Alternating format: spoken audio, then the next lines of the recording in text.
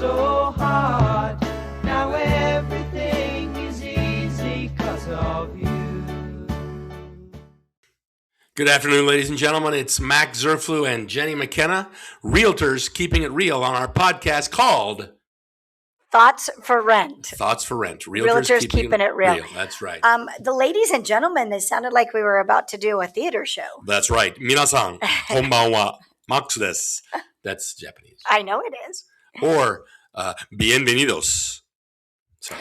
I don't know. I should stop welcoming people in different languages. I love it. So now that we've welcomed everybody, I would like to bring up a topic of what's been happening just this week in property management. Just 3 bizarre kind of things that took place in this last week. I love it. And we should say before we hop into it, we love that you're watching our podcast. We want you to subscribe if you haven't already, and we always want to hear your feedback. And we want you guys to reach out to us and tell us what you think of our podcast, because that's important to us. So please do that. I like to do this. I don't even know if it means anything, but down here, maybe you can subscribe. I also like to say that if there's anything they want us to talk about that might be of interest to them, we're open to that too. So I also like to say, if you have a house you'd like to buy or sell, or you have a property you'd like us to manage, give us a call. That's what we do. Yes. And going into that property management thing, let's talk about what happened just this last week in property management. This is big news for Southern Nevada. So we came into the office, I think it was on Wednesday, and we got notification that a constable was assaulted by a resident that was getting evicted. What's a constable? So he is an elected official here in Southern Nevada, and they are the individuals that go to a property and physically remove a non-paying resident or a resident that has had a summary of eviction. What's a summary of eviction? That is when you get the judge to say, yes, we're going to allow you to physically remove this individual. And why this is important is because some owners, Max, think that if a resident stops paying rent, they can just go right into the property, change the locks, kick them out, and say, move, and start putting, and they start putting their stuff on the sidewalk because they own the house. They should have the right to the house. And by gosh, if somebody's not paying rent, I want my property. You seem a little fired up about this, Jenni. I'm reacting. So you're animated. I'm acting how an owner would But act. also, if people lived in California, it could be a 6-month to a year process to get someone out of the property.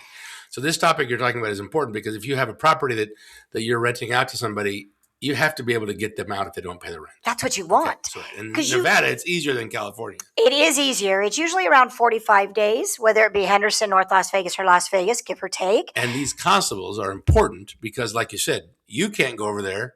I can't. An owner can't go over there. We have to use the elected, assigned officials. Now, surely not every constable is elected. There's like one main guy and then he hires people? No, they're all elected officials is what we found out. Wow. And they do have some training as far as protecting themselves. They are armed, so they do have a gun. Yep. I think they also have a taser too, but they are armed.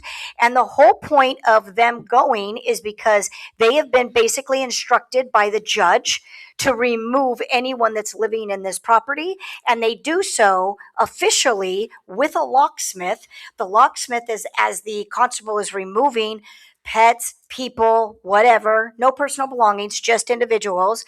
As he's removing them from the property, the locksmith comes in and changes all the locks.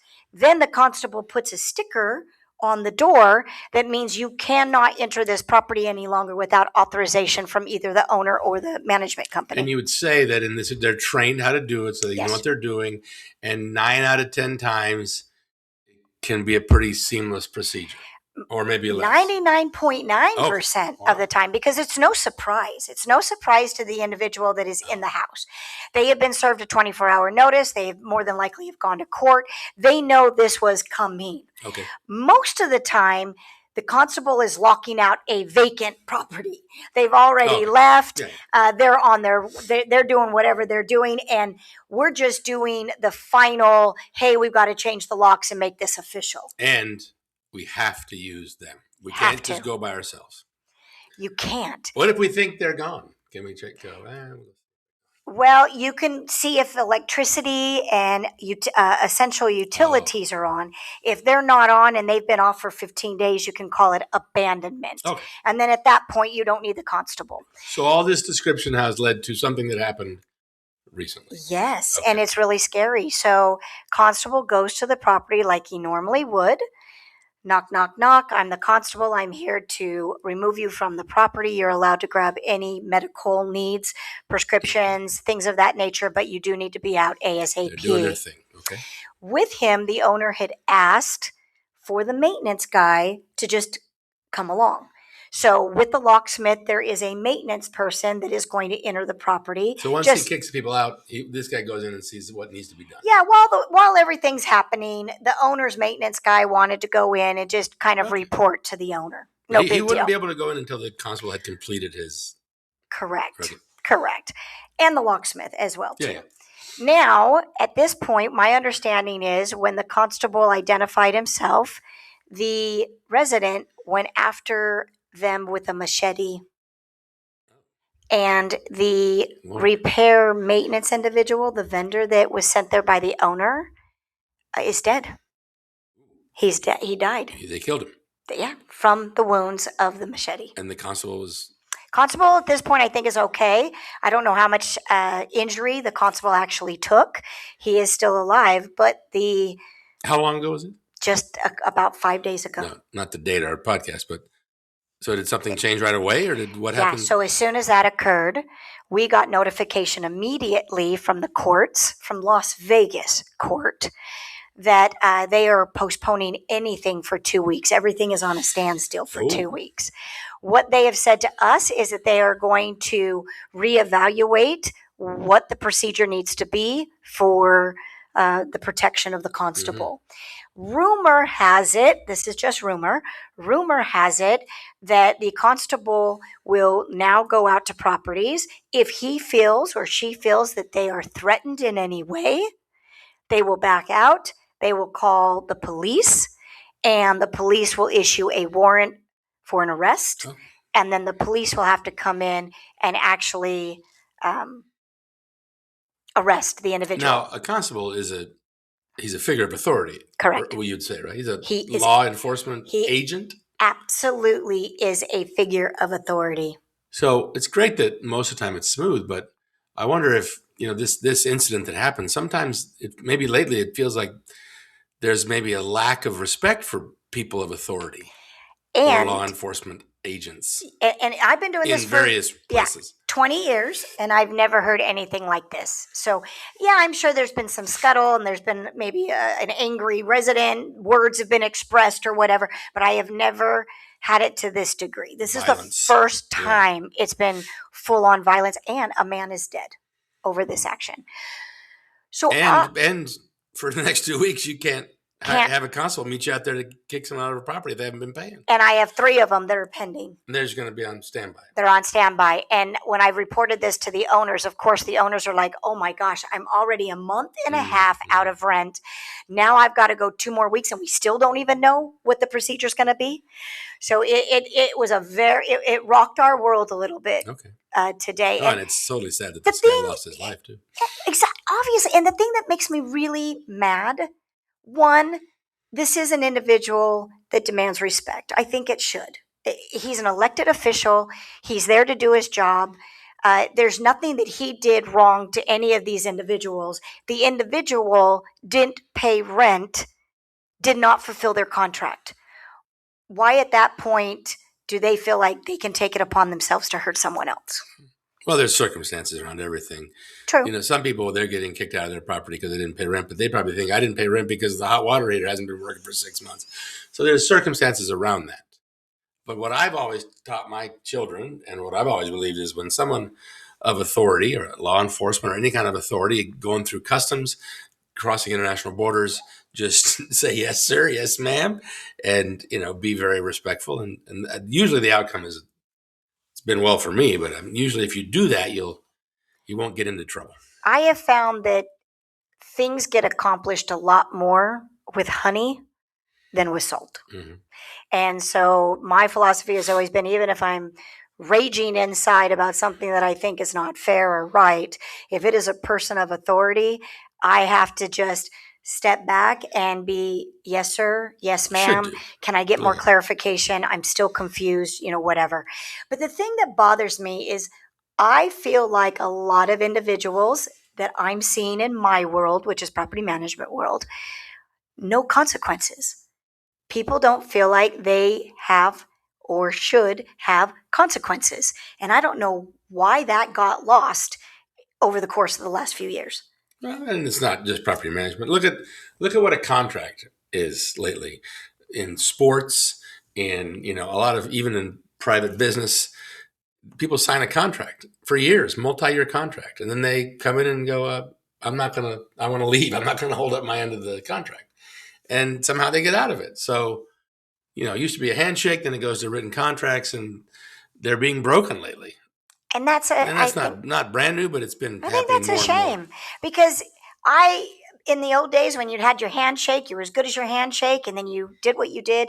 Then obviously people were breaking that. That's why it went to a written contract. And then you should have some sense of comfort when there is a contract between two people. You should feel secure that you're moving in the direction that you want to, and you're going to get what you want and give what you need to for that. Well, right now there's a little turmoil in I'm getting lots of calls from residents that are saying, I know I'm in a 1-year lease, but I want to break it at 6 months because it's inconvenient for me to pay this rent. And when you say that's not going to happen, they're probably upset. They're very upset. And I've always been a little bit confused because it's like, hold on, what if I went to you, Mr. and Mrs. Resident, and I said, oh yeah, here's a 1-year contract, but owner doesn't want you there anymore on month 7. Yeah. He wants his kids to move in. We need you out. Well, that's ridiculous. Yeah, so it's got to go both ways. And I'm just really feeling like there's a lot that is going on the contracts. Our society is such that people want to get what they want, and they want it their way. And we see videos on planes when people are misbehaving and they don't understand why they're getting kicked off the plane. We see people want to get a refund, but the refund's not available. And it was clear to them they weren't going to get a refund if they canceled, but they still want it. And I think it goes back to probably our parents and then us, who have created a kind of a society of people who expect to get what they want and not be challenged on that. Well, I will tell you what it's doing in the business world. It's making us write an awful lot of clauses and more paperwork and more clauses and more disclosure and more clauses. I mean, it's crazy. So now I have another story for you because this week has been wild. It has been a wild week. So in Southern Nevada, we've talked about it before on this show, we have HOAs, homeowner associations, and they have a lot of control. They have security cameras a lot of times over where the cluster mailboxes are. They have security cameras where, if it's a gated community, where people are coming through the gate because they don't want anybody to bash through the gate. They have these cameras in the community area. We ended up getting a video at the beginning of the week. It was a video of one of well, let's just clarify. It is a resident's wife that we did not even know moved into the unit. Oh. So this not on the application. Not on the application. This individual has been living in this unit for over 5 years. It's a single man that is on the application. Every renewal, he has never mentioned a wife. All of us just believed it was this man, right? Mm-hmm. Come to find out, he got married a few years ago, brought his wife into the unit. No stress, no mess. Okay, no problem. I mean, at that part, no problem, but you got to let the property manager know because we have procedures that need to take place. We need to know who's living in the unit, obviously. Absolutely. So this woman, the wife, has decided to take on a pet. Oh. A dog. Again, we did not know anything about it. There was no permission asked. There was no pet screening. We were clueless. The HOA, however, has a video of this woman walking with this pet, this dog, no leash, no poop bag, in the open area. And this dog attacked another dog in the neighborhood that was on a leash, and then attacked the person that was walking that dog. This is on video? All on colored video. Is it legal for them to video? the area? Yes, because it was of the front of the complex Okay. where the gates were. Common area. Common area. Okay. So we reached out to our client and we said, hey, what's up here? Why do you have a dog? Why is there a woman that's living in your unit? By the way, how'd they know it was your unit? Because it went right back to. You could see him going back to the unit? Yes, Okay. it was clear as day. Okay. So he wanted to deny it in the beginning. Oh. So he lied. He's lying to me on the phone. Uh-oh. And then I had to say, don't lie to me anymore. I actually have colored video and I've got witnesses and testimonies of neighbors. So now he told me the truth and he wants to continue to live there. And the owner and the management company were saying, heck no. Why are we saying heck no, Max? Well, I guess it's because they've already shown that they're not trustworthy. They're already breaking the lease. They're already breaking rules. And was there more than that? Those are all great reasons, but the biggest reason is the liability. Once the management company and the owner know that there is an unauthorized person living in the property, and then that unauthorized person is walking around disobeying the HOA with an unauthorized pet, which again, the number one liability as far as money being spent out is over dog bites. Okay. HOAs get sued all the time about dog bites. Little kids get bit by dogs. They have to settle the suit. Couldn't you just make the added tenant authorize her and then authorize the pet? So if he had approached us, that's probably exactly what we would have done, because then we could have notified the HOA of who this person was. We no longer would have been subletting or unauthorized individual. If they had let us know, supposedly this is an ESA animal, emotional support animal. The one attacking another dog. The one attacking out of the leash. And a person. Yeah, right. So, but anyways, even if it is an ESA animal, we still need that information. We still need to let the HOA know about it. And then that person needs to abide by ESA rules and also HOA rules. Mm-hmm. So yes, that could have happened. But because they didn't do what they were supposed to do as per the lease, my owner and I, we're in a situation where we're liable now. If anything were to happen with a dog bite or retaliation or more problems with an unleashed dog, Well, they're still living there. We're going to be Aren't sued. they? So what we did is we served a 3-day nuisance violation, which is for the dog, and we served a 5-day lease violation for the subletting. Now, if he gets rid of his wife and gets rid of his dog, and he can really prove it, and when I mean prove it, you have to prove it beyond a shadow of a doubt, then he can stay. But you're not going to kick out your wife, and you're not going to kick out the ESA animal. So this individual, we've offered him an out. Yes. Leave as quickly as possible, and we will not consider you a breach of lease, but you've got to get out of there. So on a liability standpoint, now that you've given him that notice and it's official, say the dog does something in the next little while before they move out, are you protected? From the owner and you are protected? I'm better protected. Anybody can sue anybody for whatever damage has occurred, but at least it won't show negligence. If I don't do something and I don't do something this harsh, then yes, it will come back to me as negligent from the management standpoint, and then obviously negligent on the owner, which I certainly don't want that to happen. Now, the community surely has a rule that you must have your dog on a leash. That is a rule in the community, but it's also a rule in Las Vegas as well. Yeah. Well, but the guy, maybe he got the rules when he moved in because we provided all the rules to an HOA and somebody moves into a property within an HOA. Correct. But then when he got his wife and the dog, did he go, hey, here's the rules, just so you know. So now it comes back to common sense, right? It comes back to common sense. It also comes back to respect. And that's kind of why we're correlating all this. This week, I have seen less respect than anything I've ever seen in the world.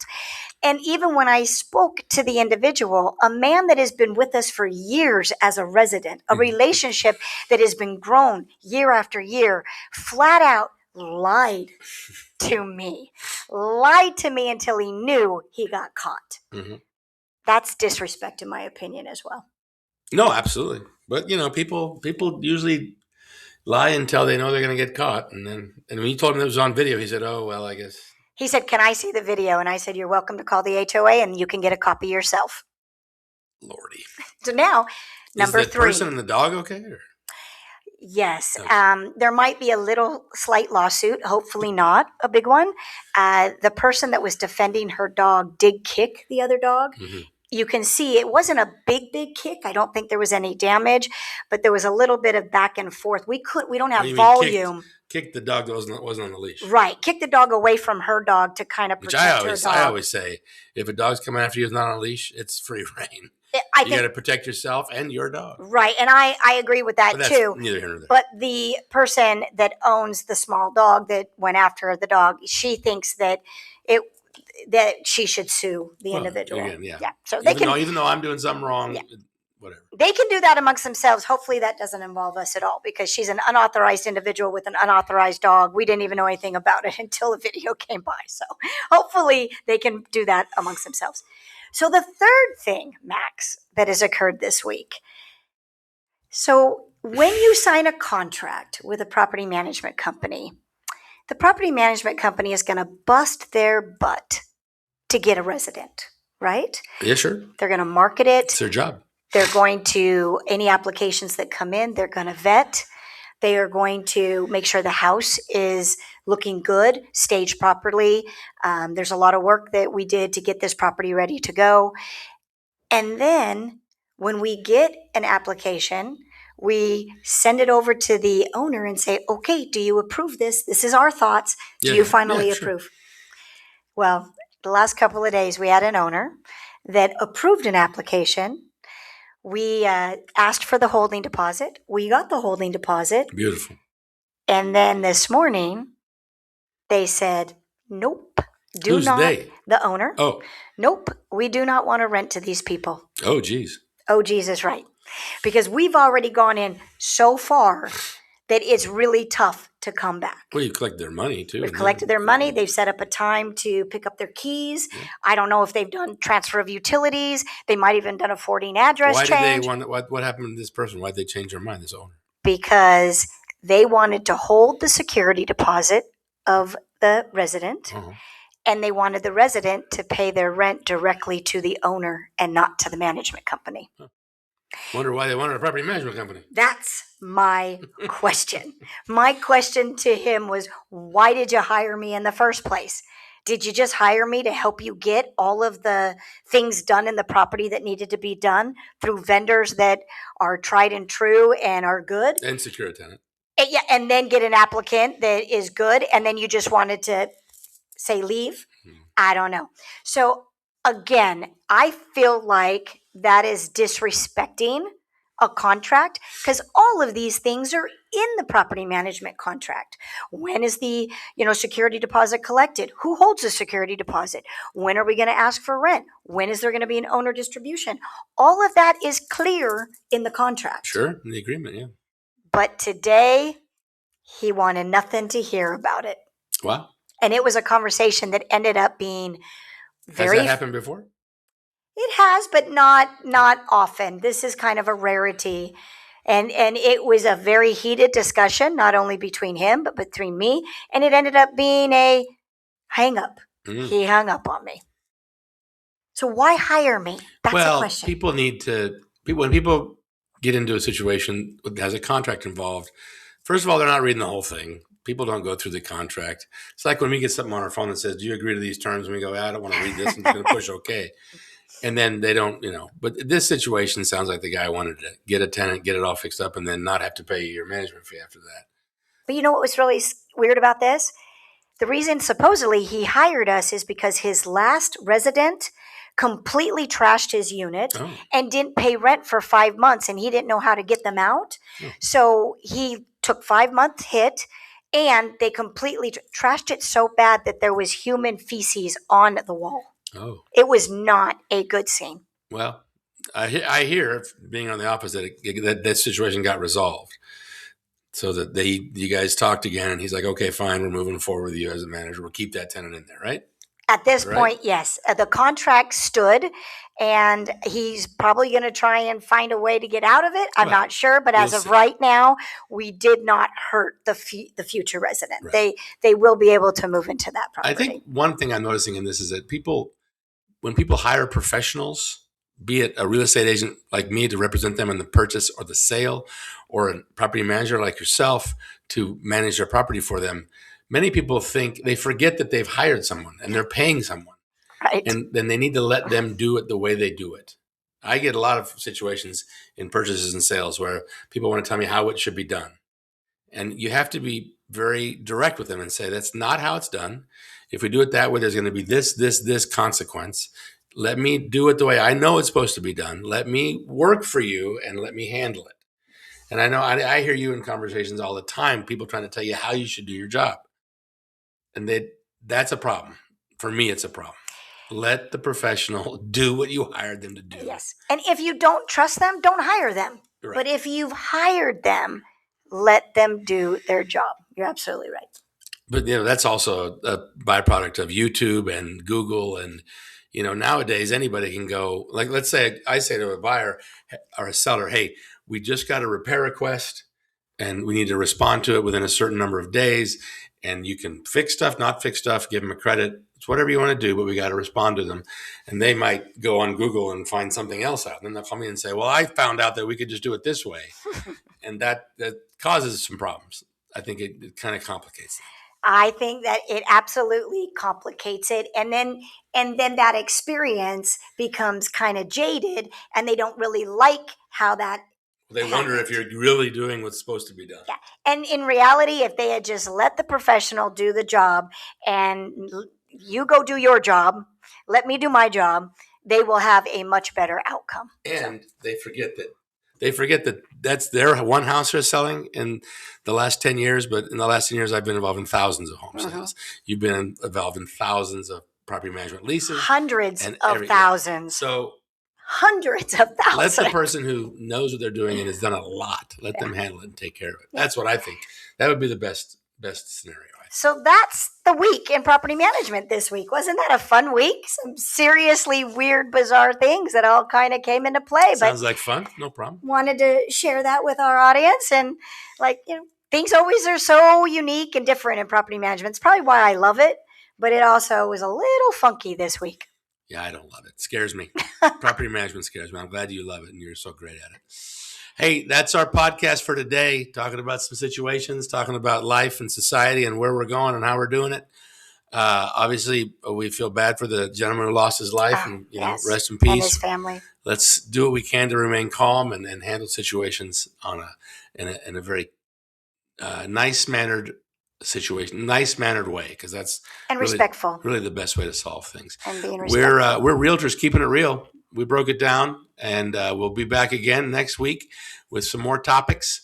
Hope you enjoyed it, and don't forget to reach out and give us your feedback. Say goodbye, Jenny. Bye, Jenny. Lord.